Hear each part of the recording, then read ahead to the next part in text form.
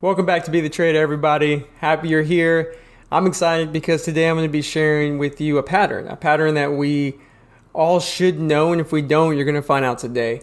And I think this pattern alone will help you find your consistency, help you become profitable if you really focus at it and really work at it. And I'm talking about the patterns that you yourself have, the patterns of self-defeat, the patterns that you fall into when it comes to maybe taking a loss, and then that follows a revenge trade, and that follows sizing even bigger, and then that follows XYZ. Those patterns, we all focus on patterns, right? Through trading, you're like, what pattern should I trade, Alex? What is the best pattern, or what's your type of trade? And at the end of the day, from all of these interviews, I've learned that everyone trades pretty much the same thing. We all do. But we're all trading them differently, right? We all have our own little strategy within the big picture. So think about that for a little bit, because hopefully you'll start to realize that everyone trades different, right? Everyone trades their own way. However, one of the things that really will help, and at least is helping me, is recognizing the patterns that I fall into. And patterns change, they evolve as you become a trader, as you become better at different levels, right? For instance, I used to be in a pattern back in the day where I would be profitable for weeks, weeks straight, and then lose it all within 1 week or a couple of days because of revenge trading, or because I got too ego and I was doing so well that I sized in way bigger than I want, normal. I took a loss, and then I tried again and again and again. That's called revenge trading, and lose it all, right? You have probably been there. And if you are there now, man, I know how that feels. So one thing that helped me personally is basically whenever I just recognized for myself, when I was on a good win streak and I took a loss, I implemented max loss. When I implemented max loss, that means if I ever lost 3R, 4R, whatever it is for you, you determine what that max loss is for the day where you become tilt. Right? That moment where you just become not yourself. You want to make max loss right before that moment. And when I did that, it helped me prevent that boom and bust cycle, because I'll have bad days. Sometimes I had 2 bad days, 3 in a row, right? But I didn't let it compound. But then I evolved, and then I became consistent, and then I hit a new pattern where you may be in a similar one, where I know it works for me, and it's been working very well. And then for a month or two, I just hit a wall where I was just treading water. And with the funny pattern that I ran into, where I kind of had self-doubt in my strategy, and then tried other people's strategies, like other ways of trading. And there's nothing wrong with that to explore, right? I benefited from that in the end. And I'll grant it probably would have been better if I didn't go that route to begin with. And I'll talk about that in a minute. But I did get some benefits from trying things out, like what I liked. I figured out more so what I really liked and what I didn't like. Did I like trading in and out of a stock all day? Did I like watching stocks all day? Hell no, I don't like that. I don't like that. I don't like, you have people who scalp, and to me, I think that's just, good for them, but not for me. It's not for me, because you're there all day, you're stressing out, and I know a lot of scalpers who do really well for a long time, and then they lose it all, like a month's work in one trade. So it's just not worth it to me.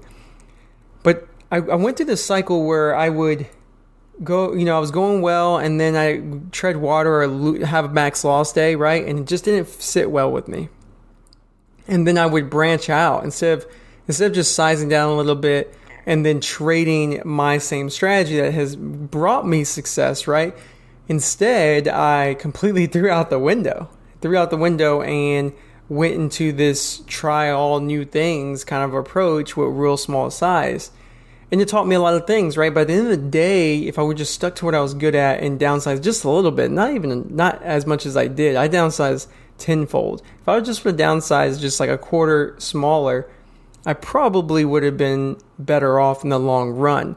And so what I mean by patterns is, like, I'm recognizing this. I almost fell into it again this month. We're in July 20th right now. And I was kind of struggling mentally. At the end of the day, I was just break even trading. But like, I've been struggling mentally, and that's where it's at.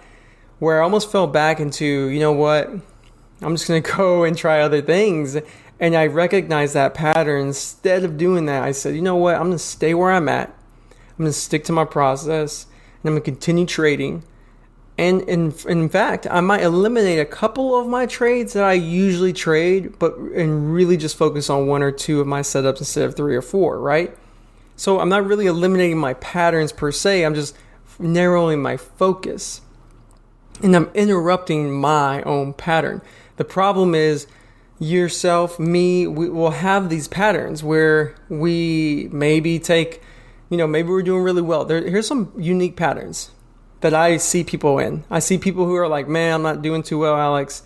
And then all of a sudden they're like, oh my God, I had like 4 or 5 green days in a row. I'm killing it. I had my first X kind of day, XYZ, enter whatever you want in there, the figure, the dollar amount, whatever it is. As soon as they start thinking that way, what happens a week later, a month later, what's gonna happen, I know, is they're gonna be like, oh my God, I'm back in the boom and bust, or oh man, I just lost everything I gained for. And then there's the other cycle where they're just like, man, I'm killing it, and I've been green every day, and they're focused on what? Just being green. And so they force to try to stay green one day, and they lose big. Or maybe they're just thinking, man, I have been losing over and over and over and over. And what usually happens after they start focusing on that, they lose more because they start sizing in more for some reason, or branching out. And sometimes I fall into that where I'm losing so much in a row, but not much monetarily because of risk management. But so many times in a row that eventually you might break. And that's where you need to take a break, right? Take a break and not trade or breathe for a little bit. But that's something that's a pattern. And what I'm trying to show you is we all fall into these patterns. The other people out there who've been successful for years and have been killing it, the guys that you look up to, they still run into these patterns themselves. It's just they recognize it right at the beginning of the pattern, whereas you and I sometimes take the second step, the third step, the fourth step down the pattern. Or maybe at the end when it's already made full cycle. Your goal and my goal is to interrupt that pattern before it continues. And the beginning is what we want to get to. But if you can interrupt in the second stage, third stage, fourth stage, that's good. And acknowledge that. Pat yourself on the back and acknowledge that the next time you can catch it in the earlier stage. Because the earlier stage you can catch these patterns, the less frequently actually that you'll run into them. And you'll prevent them. And at the end of the day, these will always be there. But you just got to start recognizing them because they're not going to go away. And our goal is to be able to live with it, be able to build systems that can help us prevent us from going down those patterns, i.e. the max loss I was talking about earlier. Or at the end of the day as well, I know I just said that, but what's funny is one part of success in trading, what I'm noticing through a lot of these interviews and my own journey, is we're eliminating the mistakes. The less mistakes we make, the more money we keep. Because it's not hard, really, once you understand how to trade, how to make the money. It's hard to keep it, whether it's your mentality, whether it's your scarcity, whether it's your ego. So think about that and really sit and let me know, what pattern are you in today? Or what pattern are you facing that you would like to interrupt? And share with me if you've interrupted your patterns. What do you do to interrupt that pattern? Please share that with me. Comment below. If you're watching on YouTube, like and subscribe. And if you're listening on the podcast, thanks so much. Please make sure to write a review on Apple Podcasts because it helps me find new listeners. And other than that, guys, thank you from the bottom of my heart. And I wish you the best, that you can be the trader that you can share with your family and friends, the experiences that you've made. And in other words, be the story that your family and friends share, and be the trader that you want to be.